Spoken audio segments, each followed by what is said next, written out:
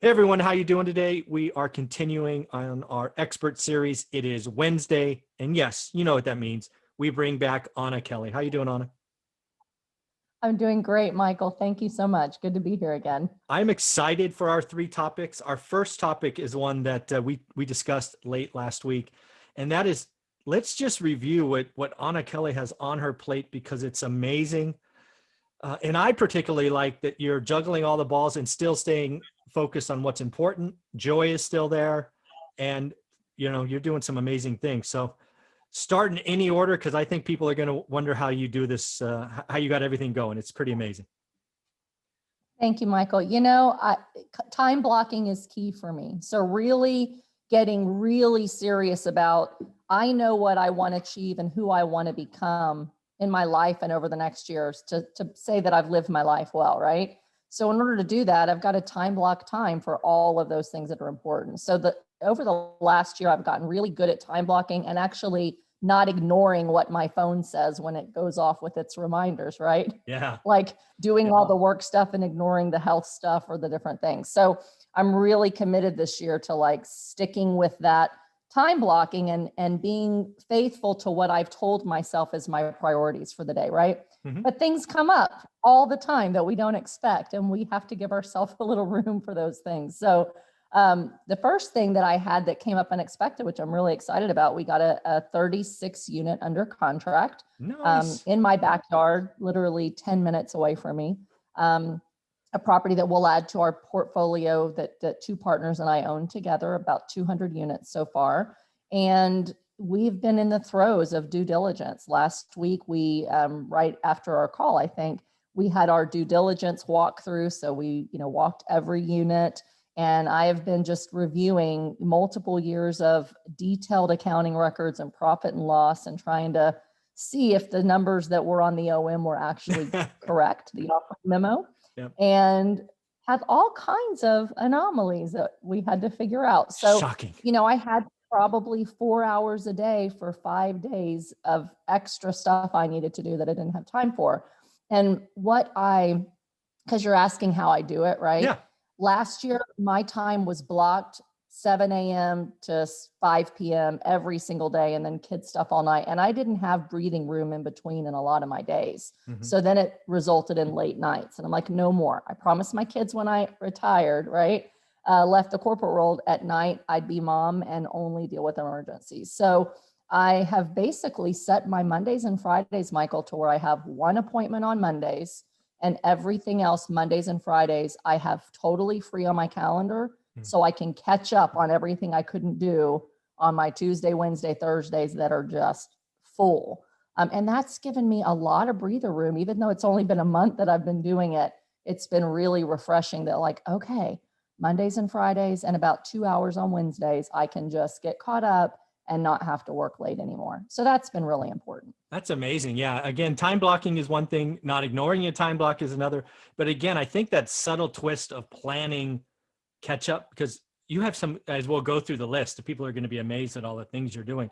You've actually created planned buffer, which really lowers stress, removes the, oh my God, I have to do this at night because that's the only time I have. It's less stressful, easier, and you could go back to your core thing. You're going to be mom at 3 o'clock or 2:30 or whatever it is. Right. And, full disclosure, things have happened all month long that have thrown a wrinkle still in the time, and they always do, right? Sure. But now it's like, now when I'm exhausted and it's 9:45 and I haven't done my second workout for 75 hard, I'm like, I would be going to bed last month and I am going to start my workout, even if it's 9:45 at night, and I'm going to stay up and I'm going to be exhausted. So I'm making myself get that done. Yeah. And that's getting done later, but I can do it in front of the TV with my kids, like, okay, we'll talk while I'm doing, So I'm just trying to kind of have a little bit better balance. The other thing is I launched my new coaching cohort. So my new group of students, we just started actually yesterday. Nice. And I have coaching students most of the day on Tuesdays and Thursdays, and just have about an hour to 2 hours each of those days where I'm working on asset management for my other properties. And so those 2 days are full, focused on other people. But I enjoy it. I love helping other people. So even though those days are back to back to back all day, I enjoy it. So I Yeah. get joy out of doing it.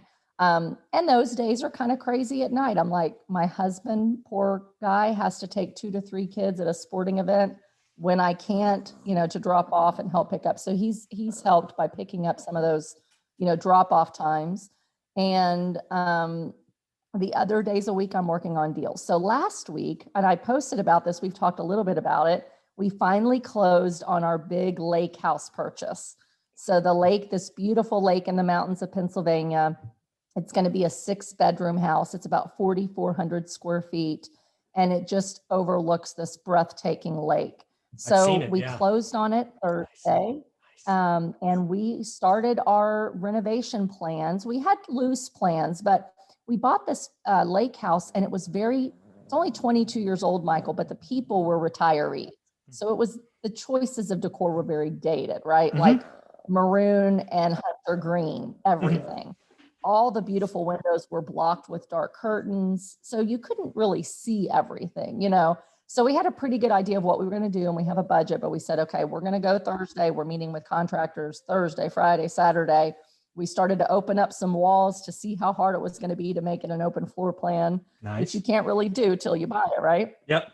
And picked out our decor for our new bathrooms. We're totally gutting 3 bathrooms and redoing it.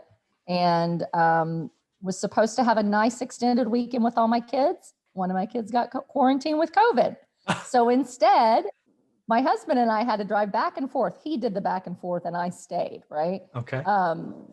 So, it's another one of those, well, there went that. We're going up every weekend for the next 2 months to renovate and decorate and meet with contractors and get this thing souped up as a short-term rental.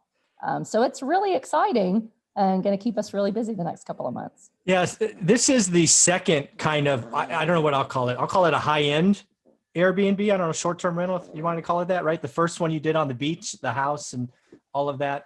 Yeah, this is actually my 4th one. I've had 3 at the beach. Okay. Yeah, 3 houses at the beach. And this is probably a bigger and nicer house though than even those 3. Wow. Now, is that, how have you seen that been? That's a business model that's, no other of my experts do it. How do you like that? Again, anywhere there's water, it's kind of a draw, right? Whether it's the ocean or a lake or any of that. Is that true? It is true. And, when I started doing short-term rentals, I really did it because I wanted a second home. I wanted to get to the beach and have a forced vacation because we were so busy. We rarely took vacations in time. And I finally said, I grew up on the beach, Galveston, Texas, and I missed that. And I said, let's just go vacation. Well, when I saw the cost of vacation rentals in the Northeast, $4,000, $6,000 for a week, I was just floored. Why would people pay that much money to go sit at the water, right? And the other thing was you couldn't rent them for 2 or 3 nights. You had to have a whole week. So we decided, hey, let's buy a place if the rents cover the expense of having it. And that's how we did the first one. And the thing about vacation rentals, Michael, in a lot of locations like the Northeast beaches, it's very hard to cash flow. These purchases are not always your cash cows. Now, for some investors, they are. Your higher end rentals, you have much higher dollar amounts coming in every week, and they're better taken care of, but they're very expensive. So to be honest with you, it's hard to cash flow, and the cash flow isn't the biggest piece of your return. So for me, I only bought properties that were distressed. They were in foreclosure or pre-foreclosure or a short sale. So I had about $100,000 of equity going in, buying well below that value. And when you do that, it allows you to cash flow more easily than people that pay retail for one of these properties. So at the beach, you're going to do well, but the further south you are, the further warm you are near warm weather, you'll just cash flow a lot better on short-term rentals because it's warm, from March to October in Texas, for example. So short-term rentals by water do really well in the South. And short-term rentals just about anywhere, even if you have shorter seasons, as long as you buy right, it's where people are vacationing in good times and during recessions. If you look at short-term rentals like in Nashville or Orlando, they're being clobbered. Miami, like investors are losing their properties in droves because Wow. people aren't going there, right? But people are still wanting to get away with their family, eat in, cook, and quarantine together near rivers, lakes, and beaches. And so that's why we've gone after properties only that are by the water, with the exception of the few units we have in our apartment buildings. Very cool. Well, again, it's amazing what you can get done in a week when you focus on students and deals and all of that. And congrats on the 36 units. It's going to be fun to see that come together. I can't wait for topic number 2. Awesome. Thanks, Michael.